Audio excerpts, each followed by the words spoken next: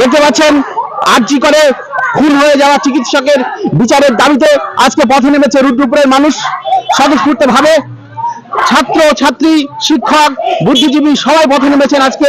কোনো রাজনৈতিক রং মেখে নয়, কেবলমাত্র একটাই দাবি, উই ওয়ান্ট জাস্টিস, তিলোত্তমার বিচার চাই। এবং ধর্ষক খুনিদের ফাঁসির দাবিতে তারা আজকে কিন্তু পথে নেমেছেন। প্রায় 300 আজকে প্রায় 300 অধিক ছাত্রছাত্রী তারা কিন্তু পথে নেমেছে সম্পূর্ণ অরাজনৈতিক ভাবে, কোন দল মত নির্বিশেষে। তারা কিন্তু একটাই দাবি, তিলোত্তমার বিচার চাই এবং খুনি ধর্ষকের ফাঁসি চাই। উই ওয়ান্ট জাস্টিস, এটাই কিন্তু তাদের একমাত্র আজকের দাবি।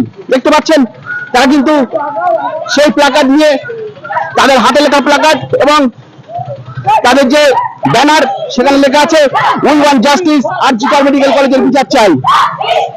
তাদের একটাই স্বর,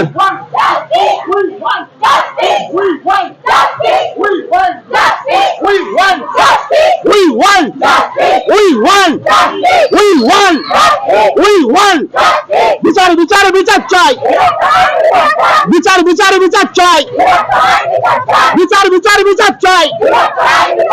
গ্রাম শহরে একশোর, ঘরে ঘরে একশোর, স্কুল কলেজে একশোর, অফিস আদালতে একশোর, মা বোনদের একশোর, ছাত্র সমাজের একশোর, যুব সমাজের একশোর, দেশবাসীর একশোর, ঢাকা থেকে কলকাতার একই স্বর, ঢাকা থেকে কলকাতার একই স্বর, দুনিয়া জুড়ে একই স্বর, ঘরে ঘরে একই স্বর।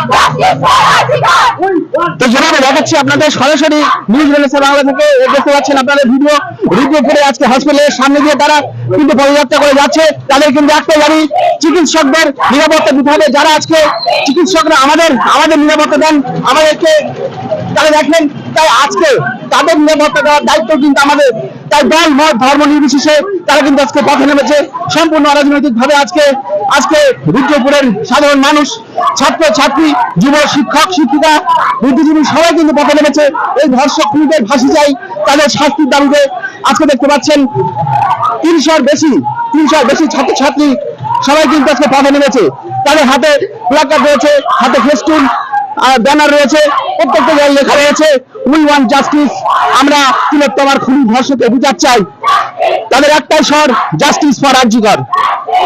দেখতে এখন আমি পরবর্তীকালে আরো আপনাদের ভিডিও নিয়ে আসছি এবং তাদের কাছ থেকে শুনবো তাদের বক্তব্য।